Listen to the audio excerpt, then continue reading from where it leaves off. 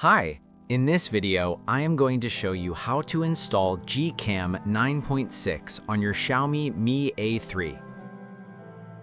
Step 1. Tap the first link in the description to open the article.